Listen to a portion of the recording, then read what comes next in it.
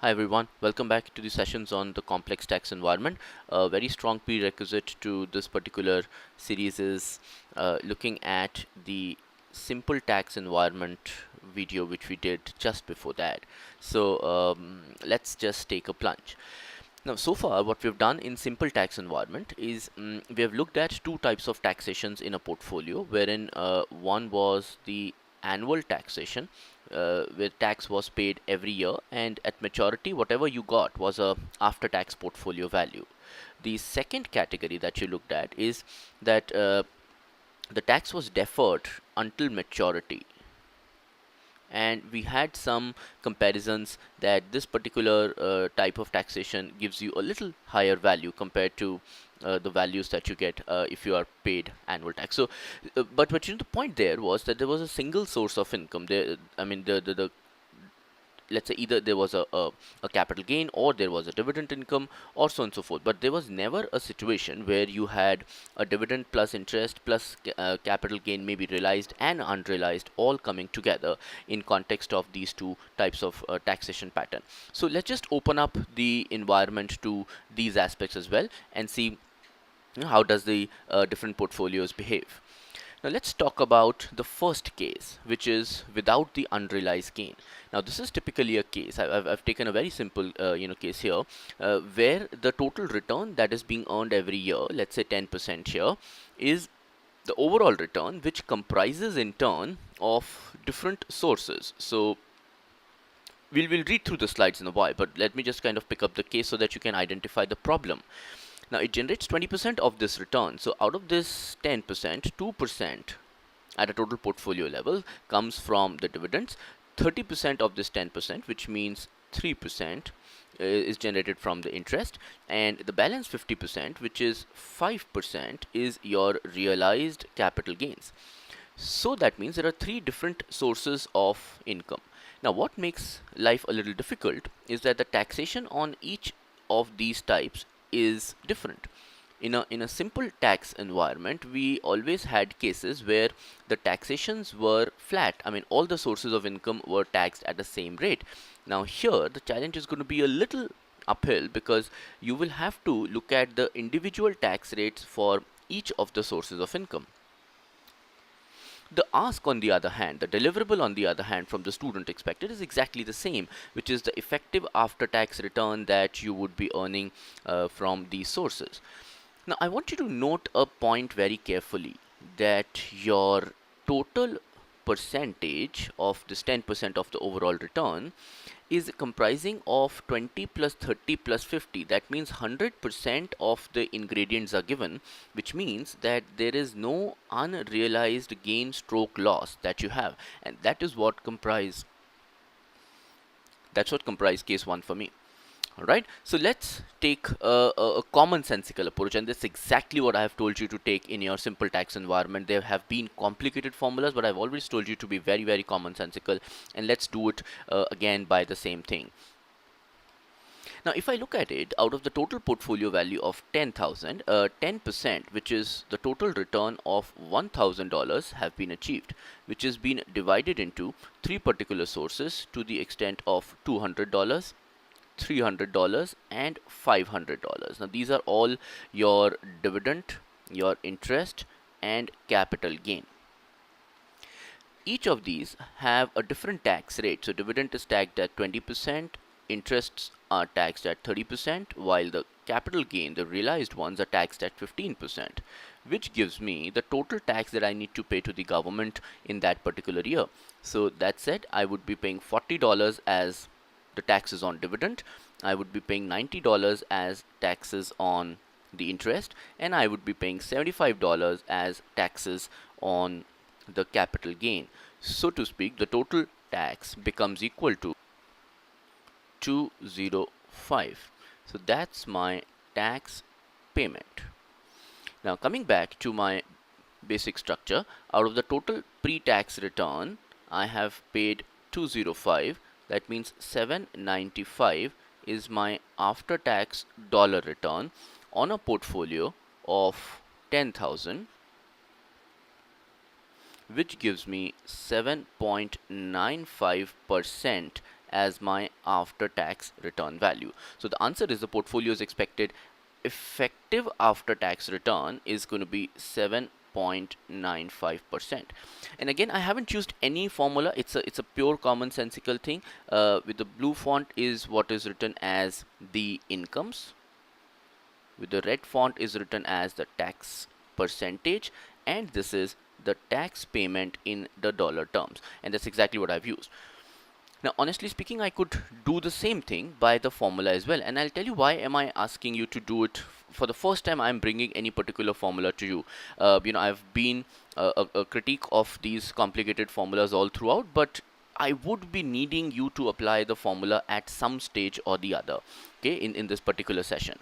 So let me just kind of calculate the same 7.95 using this particular formula, a complicated looking formula. So let's just break it down. Your effective post-tax return, this number should be 7.95 at the end of the day, but let's find out.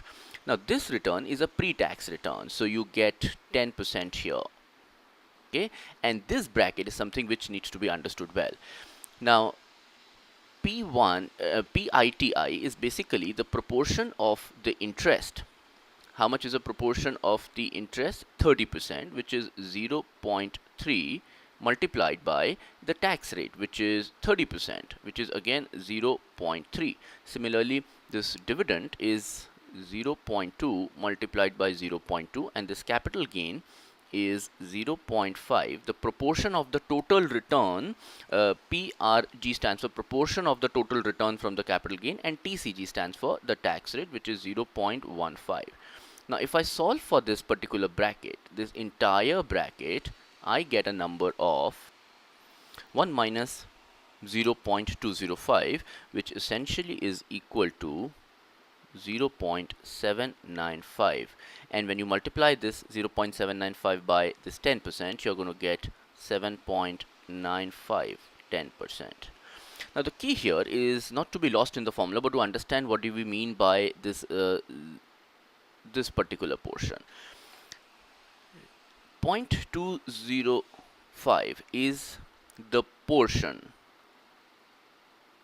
the proportion of the annual return which is taken away by the taxes, and therefore the remainder is 0.795 of. Now what is the base of this 0.205 and 0.795?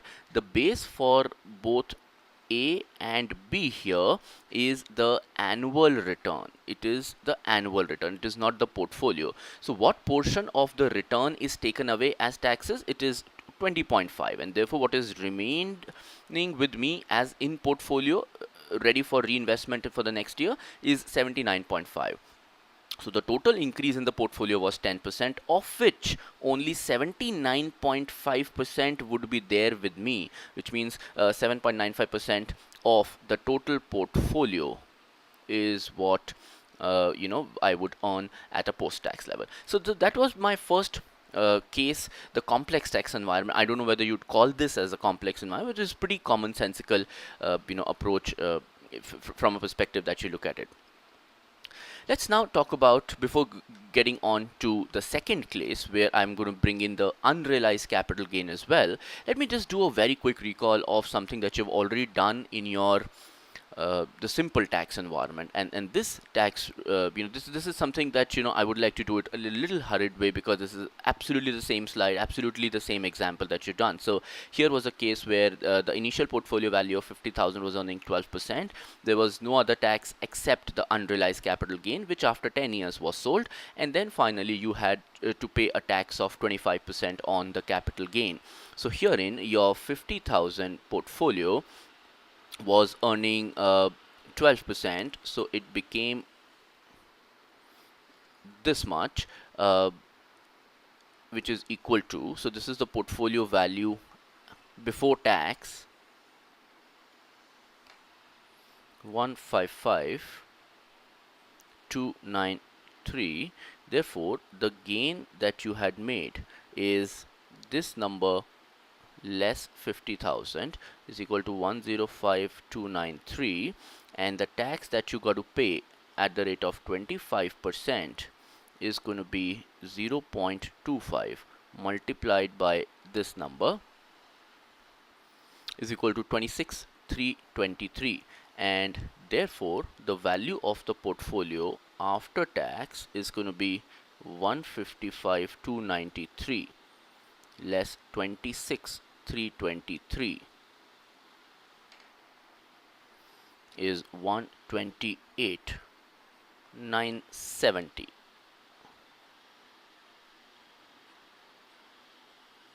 I was getting 69.8, but I've rounded off to 970. Alright, so that's your portfolio value after tax, and this is exactly what we did through commonsensical approach in our simple tax environment. Now I would like to do the same example using this particular approach, which is the this is again the formula approach which the core book or the curriculum has, in which case I'm going to put in the values here in my endeavor to get to the same number of 128,970. Let's just try and see how does the formula work here. So this return is your return that is 12%, which is the return which the portfolio is enjoying every year, and this is the portion of the incremental portfolio value which is reinvested in the business. So we have assumed here in a simple case that the annual taxes are not to be paid now. So entire 12% is something which is let's say 100 value becomes 112. So entire $12 of the return earned in the first year is available for reinvestment for the second year, and you're not paying any tax annually. So so this is the return which is the annual reinvested return in the portfolio. So you get 1 plus 12% raised to the power n as in 10, and then you multiply it by the final tax that you'll have to pay on maturity, and then you add back 0.25. So let's find out the number here. I'm going to get a number of 2.5794.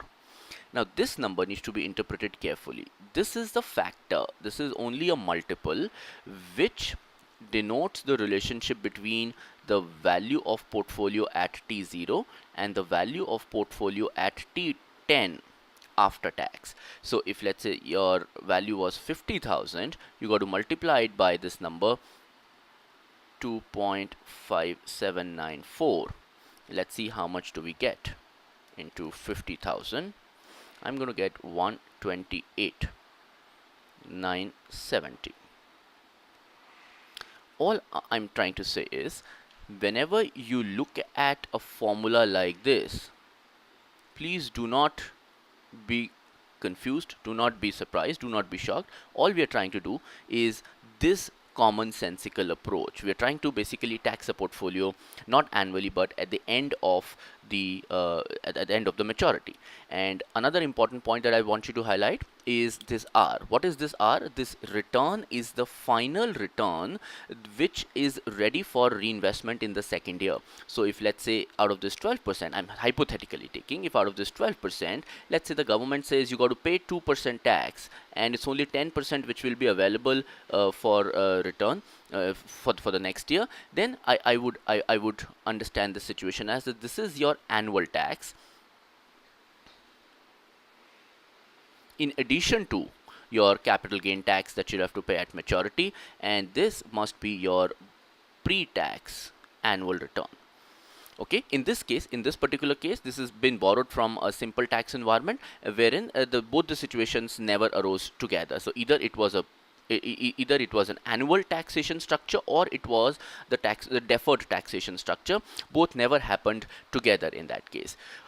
All right, so now I'm absolutely good to take a plunge with the second case, and this is really the end of the entire confusion and everything. So please don't be bogged down as to what is going to come out. There is, I mean, no dinosaurs are going to come out of it. It's very simple and straightforward. And the good news is that you have already done the nut and bolt of the complicated looking formula.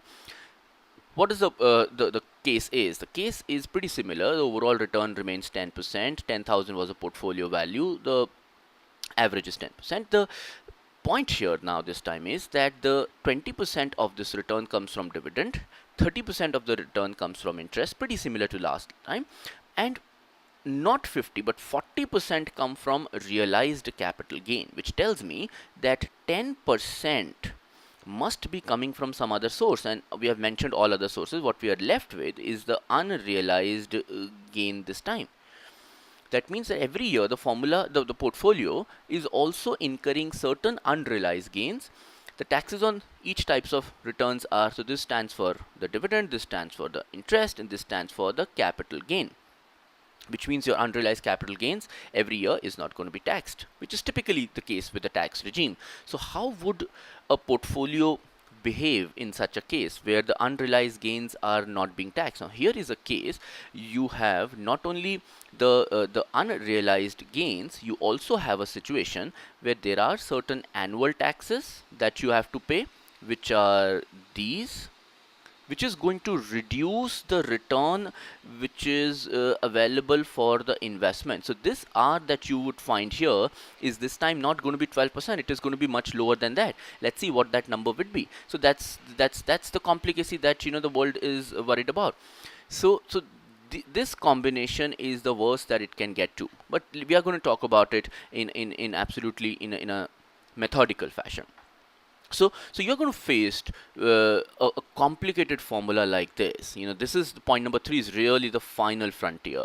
I've divided the final frontier into two parts. The first part, if you look at it, is very similar to the part that you have done just now. It is in fact exactly similar to that.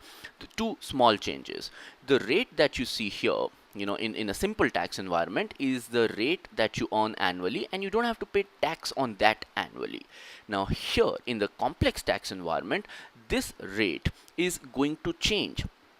This is where the 12% of a simple tax environment was. And if you talk about the case that you have right now, the overall pre-tax return is 10%. So I am going to, without any hesitation, put 10% here. But 10% cannot be put in here. The reason being that you need to pay certain annual taxes here. And this bracket, 1 minus PITI, so on and so forth, is nothing but what you have done in your previous case, which is right the first case that you did. So what was 1 minus PITI minus PDTD and so on and so forth? So it was the portion of the return which remained in the business and which was available for reinvestment in future. So if you be very careful looking at the video, I would want you to pay attention to the area that I am highlighting. This portion, only the PITI and PDTD and PRCG TCG, is the portion which is essentially, I'm talking about this number. This is the tax that you have paid, and this is the reduction in the return every year, and which was 20% of 10%. So therefore the return was only 7.95. I'm going to utilize similar stuff here. So I'm going to talk about a very simple formula, very similar formula. I'm going to talk about the same tax payments.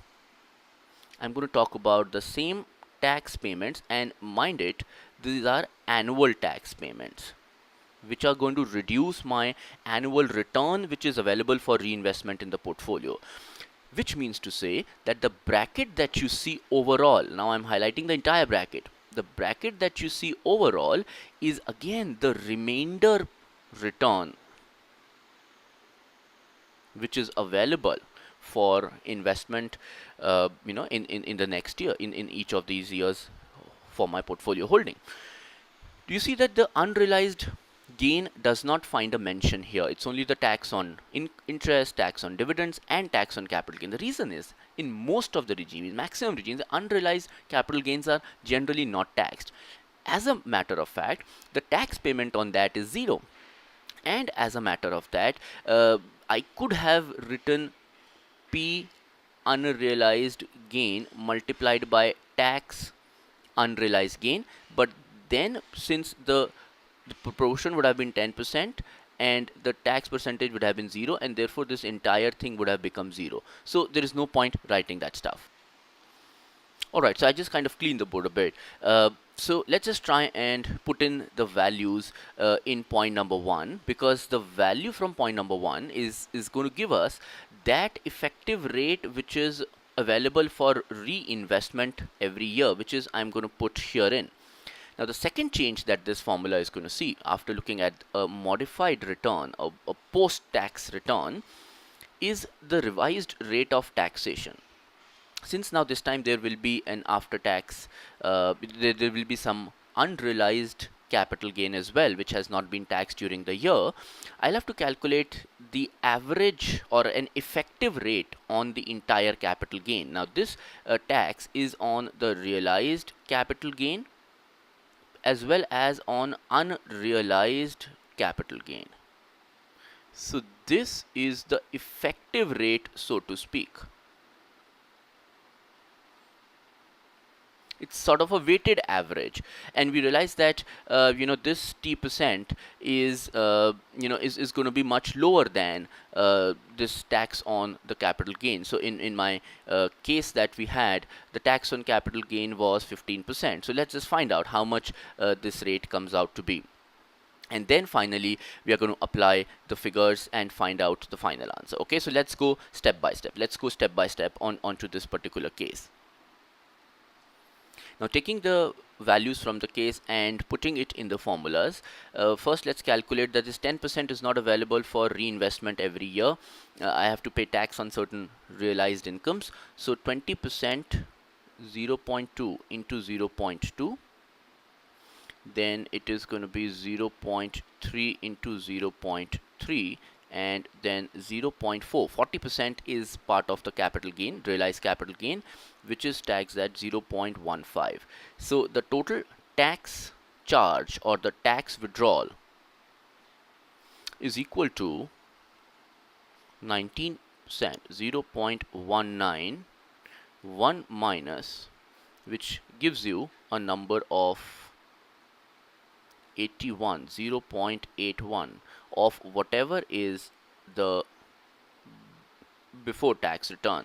So in a way, this becomes 8.1%. How to read it? Let me explain it again.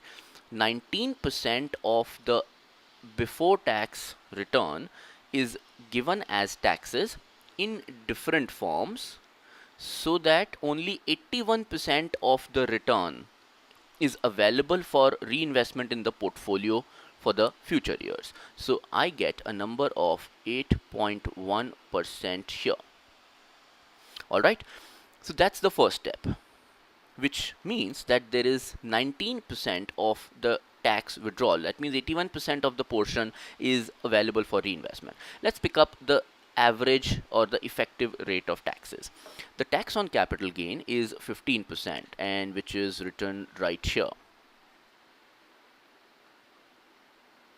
The first numerator, the two complicated looking things, but let's just kind of decode them. The numerator here is the total proportion of the unrealized gain, which essentially means 1 minus 20%, 30%, and 40%. So essentially the numerator is 10%. 10%, the portion which is the total out of the total return, what percentage comprises of unrealized gain. So in my case where the bifurcation was given, it is 10%.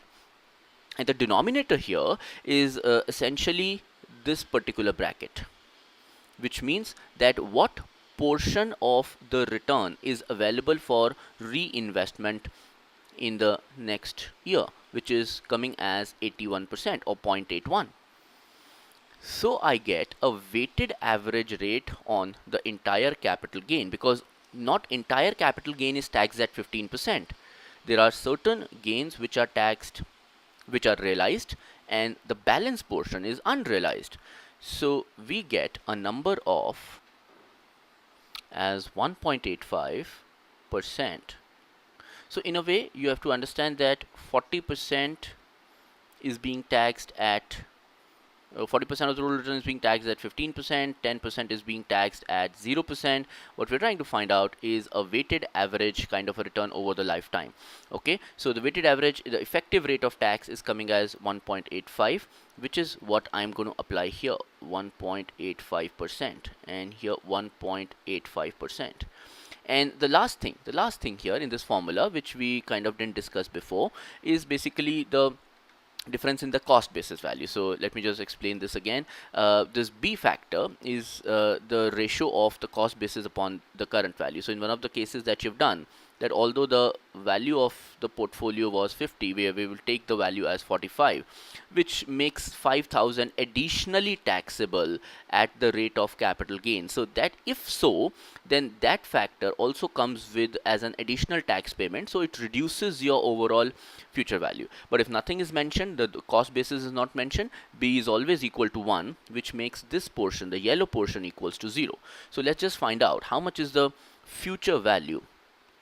So it becomes like 1.81% raised to the power, let's calculate it for 10 years, into 1 minus 1.85% plus 1.85%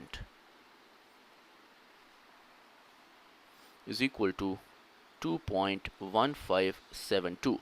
Remember that this is only the multiple that you've got, and you can multiply it by 10,000 to arrive at the after-tax portfolio value after after 10 years in a given complicated situation like this.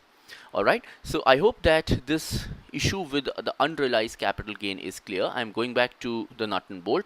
So what we did first, given that there is an unrealized gain which is not going to be taxed every year, I will have to first calculate the effective return available for reinvestment. Then I will have to calculate the effective rate of tax on overall capital gain. Some portion is realized, some is unrealized. So this tax percentage on overall is going to be much lower than the tax percentage on the capital gain. And using a new R and a new T, I'm going to rewrite the same formula, something that you have already done in a simple tax environment. No change in the structure of the formula.